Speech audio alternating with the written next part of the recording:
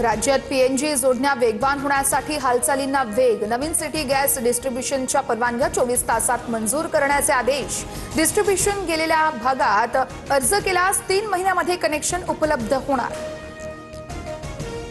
व्यावसायिक गॅस सिलेंडरच्या दरामध्ये 195 रुपयांची वाढ। व्यावसायिक एलपीजी सिलेंडरची नवीन किंमत मुंबईमध्ये 2031 रुपये असणार, तर घरगुती गॅस सिलेंडरच्या दरात कुठलेही बदल नाही।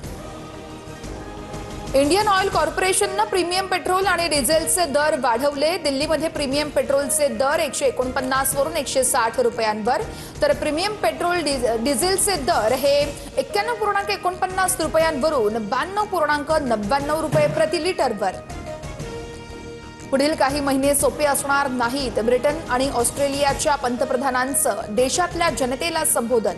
नागरिकांना इंधन वाचवण्याचं आवाहन। गॅस आणि खतांच्या वाढत्या किमतीवरून देखील चिंता व्यक्त। पुणे, आंबेगाव, कोल्हापूर, धुळे, जळगावला अवकाळी पावसानं झोडपलं। वादळी वारे आणि गारांमुळे पिकं धोक्यामध्ये। शासनाने तातडीने पंचनामे करून मदत देण्याची मागणी। मुख्यमंत्री माझी लाडकी बहीण योजनेच्या ई-केवायसी दुरुस्तीला मुदतवाढ। योजनेची ई-केवायसी दुरुस्ती 30 एप्रिलपर्यंत करता येणार। मंत्री आदिती तटकरे यांची माहिती।